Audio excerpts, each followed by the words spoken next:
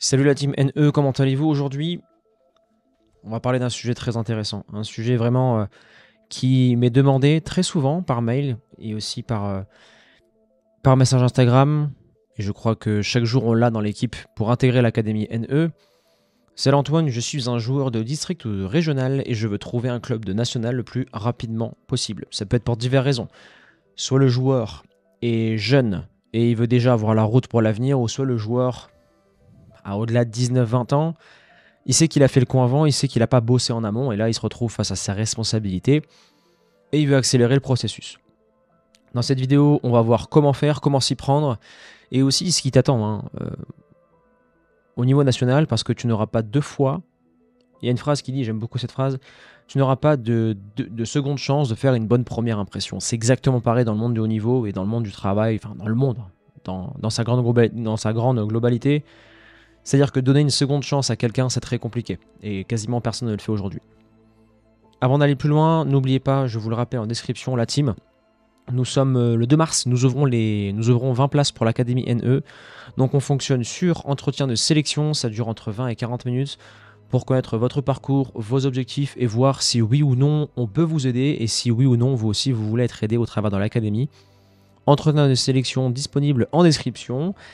Et à présent, on attaque après le générique. Pour tous les joueurs évoluant en district régional U17 et U19 NAS et en N3, je peux vous mettre en place dès maintenant un staff de 4 coachs de haut niveau pour vous permettre de percer au plus vite. Dans l'Académie NE, tu auras accès à Marc, ton coach analyse tactique, à Nico, ton préparateur mental, à Anto, ton nutritionniste et à moi-même pour ton plan de carrière et pour ton entraînement. J'ai regroupé les meilleures méthodes du centre de formation du TFC par lequel je suis passé et des joueurs professionnels que j'ai accompagnés depuis 2016. Maintenant, pour tous ceux qui ont conscience qu'une carrière c'est court et que d'investir en soi avec l'encadrement d'un staff professionnel est une chose importante, vous avez ci-dessous accès au calendrier pour réserver vos entretiens de sélection pour accéder à l'Académie NE. Nous prenons que 20 joueurs par mois pour garder notre qualité et pour tous les bosseurs, ça se passe ci-dessous. Hâte de vous compter parmi nous pour le futur et je vous dis à très vite. Ok, revenons aux bases.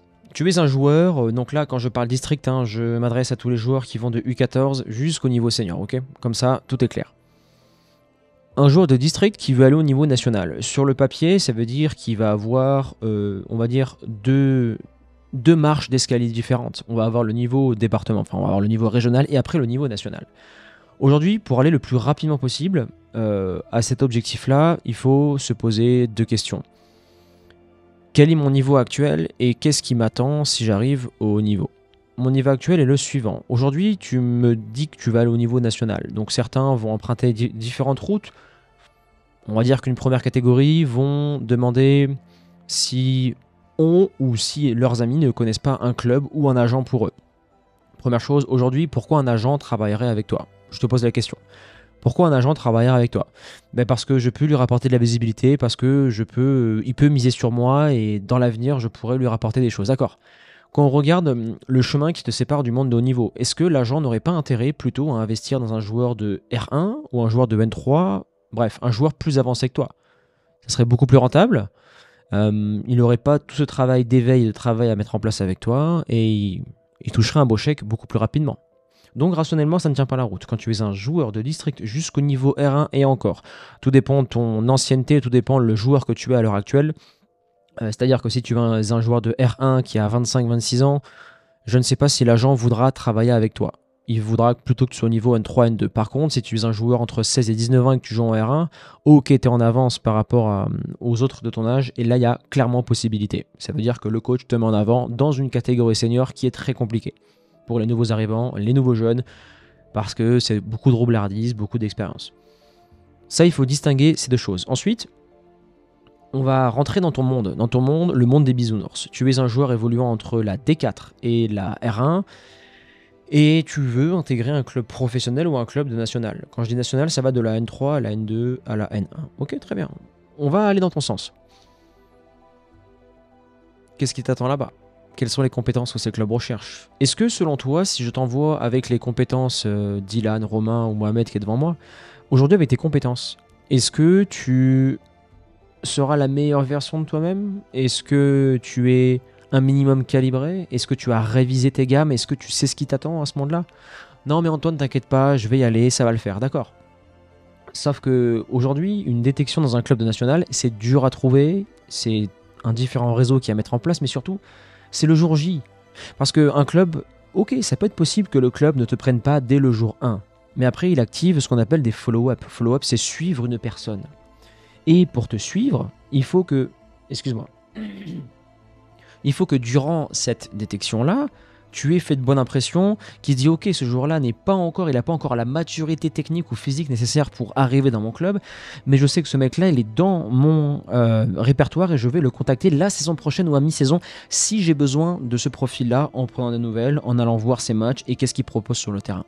Donc aujourd'hui, basé sur tes compétences, basé sur ton expérience et basé sur toute la connaissance que tu vas avoir dans le monde du haut niveau, est-ce que tu as les capacités de répondre présent à une opposition, à des tests de vitesse, de VMA, de puissance? Est-ce que mentalement, ou est-ce que tout simplement, est-ce que tu as l'intelligence relationnelle de savoir comment se passe un club de national?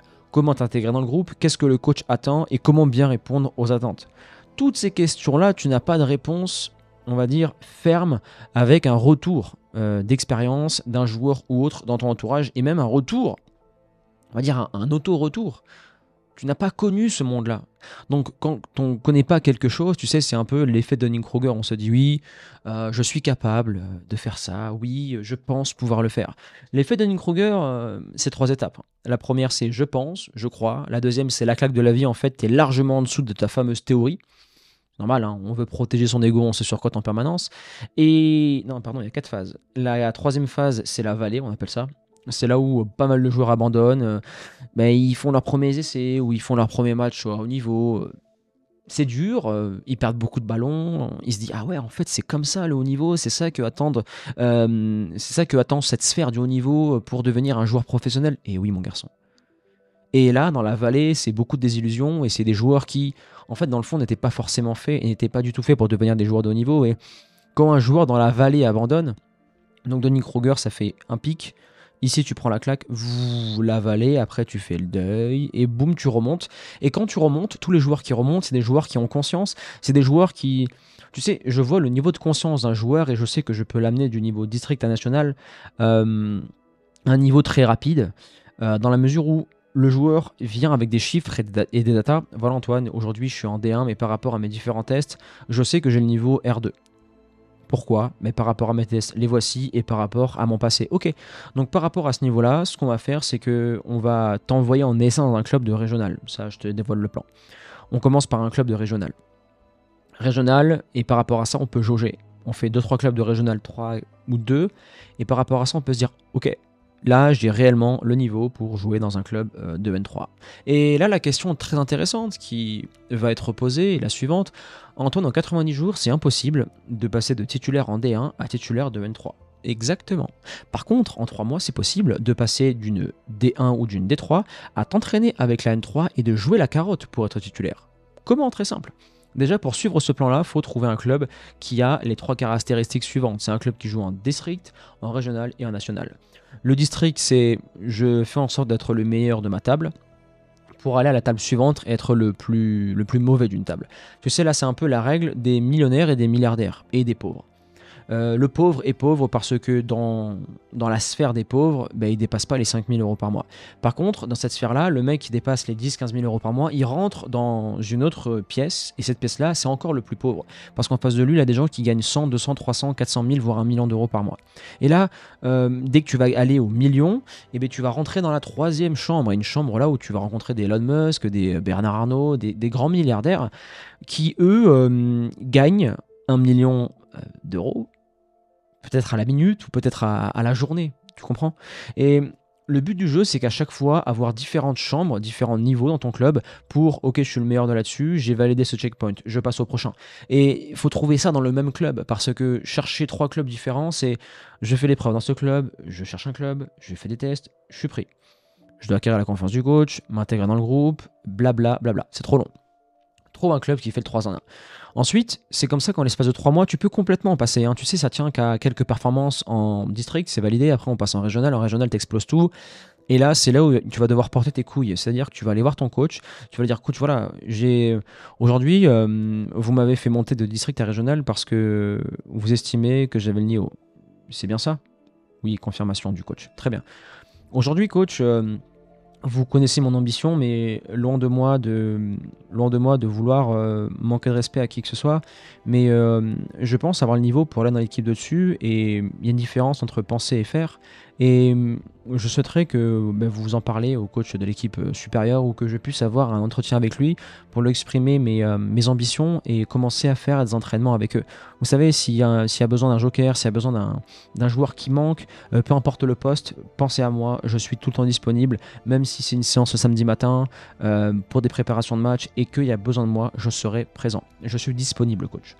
Là, tu lui fais prendre conscience que boucherou ou pas, tu es prêt à être ultra disponible parce que tu n'es pas dans l'abondance, tu n'as pas un statut dans ce club en question. D'accord?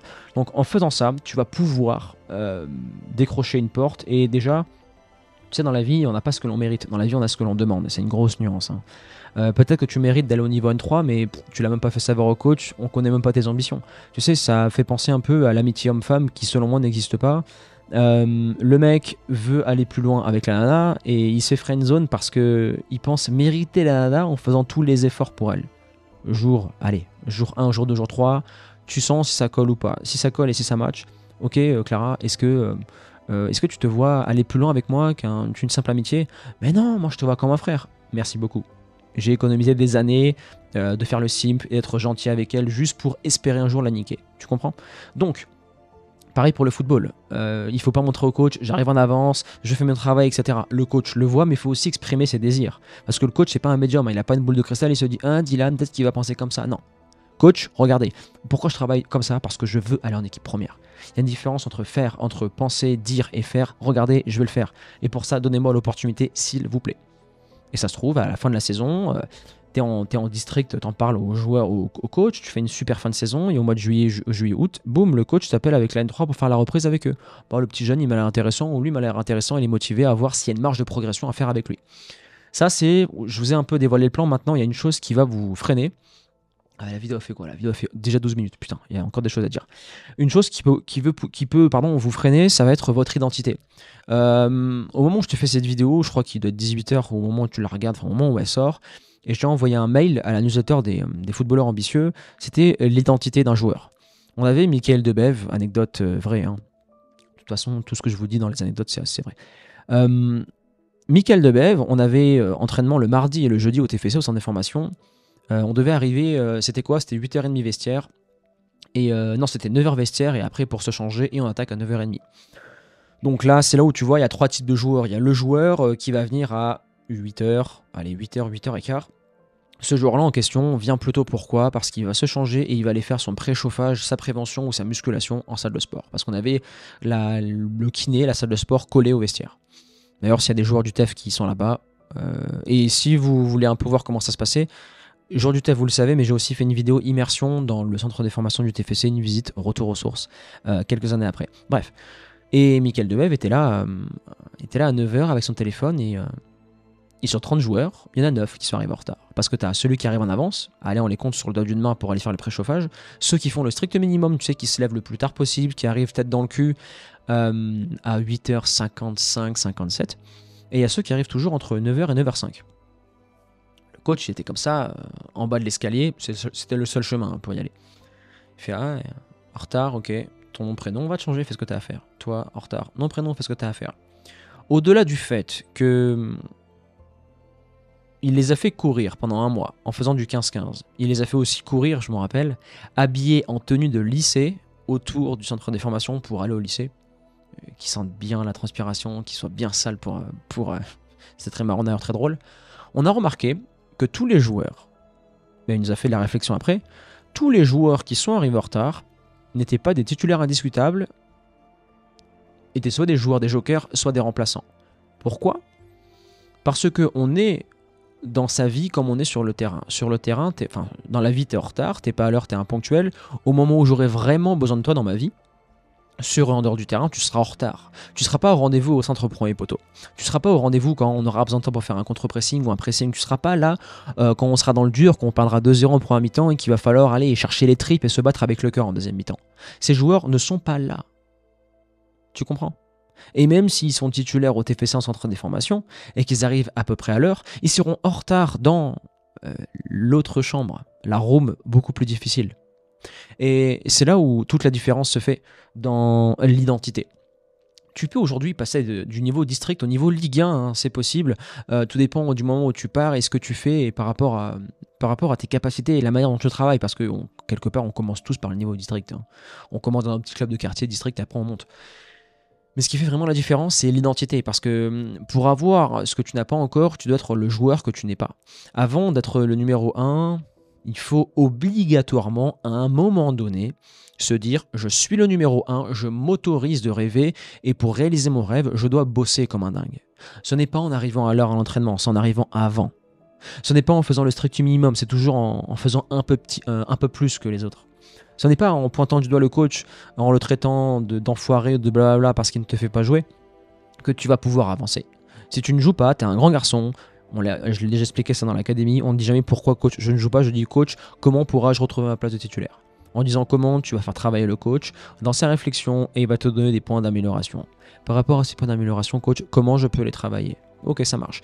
Et basé sur tout ce qu'on s'est dit, coach, quelle est la suite logique pour vous avec mon cas actuel? Et là, il va te dire ce qu'il veut faire avec toi sur les différences, sur le reste de la saison, et tu sais très bien s'il compte ou non sur toi, et si oui ou non, tu dois commencer à trouver un nouveau club qui a les 3 phases, district, régional et national. Voilà. Et spoiler, 95% aujourd'hui des joueurs qui regardent cette vidéo et qu'on a en appel dans l'académie tout le temps ont un problème d'identité. Ils ont une identité X, mais pour devenir pro, il faut être Y. Et ils pensent qu'avec X, ils auront les résultats d'Y. Mais quand tu regardes les 5 dernières années, tu vas agir en appuyant sur le bouton X, donc tu es le résultat X aujourd'hui. Si tu veux devenir le joueur Y, tu dois dès maintenant changer ta façon de faire, ta façon de t'entraîner, et tu dois dire au revoir à ton ancienne identité. Tu penses vraiment que un joueur qui vient d'un quartier est toujours le mec de quartier quand il devient professionnel? Non. Le mec de quartier, il est par défaut. Un joueur de quartier parle mal, s'exprime mal et a une posture assez dure parce qu'il évolue dans un milieu hostile et il est obligé d'être comme ça. Maintenant, quand on rentre dans la haute sphère du football, les wesh, les mots de quartier, on les met de côté. On change de personne. On se rééduque ou on monte en compétences, on améliore son vocabulaire, on est meilleur en interview et on ne parle plus comme un wesh wesh. On parle comme une personne, un grand garçon, parce que quand tu es footballeur pro, tu es aussi à la fois un businessman. Et tu penses vraiment que les businessmen vont travailler avec des wesh wesh en ten avec des vieux t-shirts Lacoste, etc. Là, c'est caricatural à mort ce que je fais, mais t'as compris l'idée. Bien sûr que non. Est-ce que tu penses que je vais intégrer un joueur dans l'académie qui me dit wesh coach? Non. Quelle identité ce mec-là? Ce mec, je sais que quand il me dit wesh coach, je sais comment il pense, je sais ce qu'il est ce mec. Par contre, quand il y a un mec qui vient me voir bonjour coach, comment allez-vous? Ah là, il me respecte, donc moi je veux les respecter en tant que joueur. Par contre, s'il me dit wesh, tu me respectes pas, je ne vais pas te respecter. Et c'est souvent le cas des joueurs qui ne jouent pas. Quand on regarde au-delà du niveau, il n'y a aucune intelligence relationnelle. Il n'y a aucun respect mutuel entre le coach et le joueur. Voilà. Comme dirait mon épouse, c'est aussi simple que ça. Voilà la team NE. Vous avez le plan maintenant, vous savez quoi faire.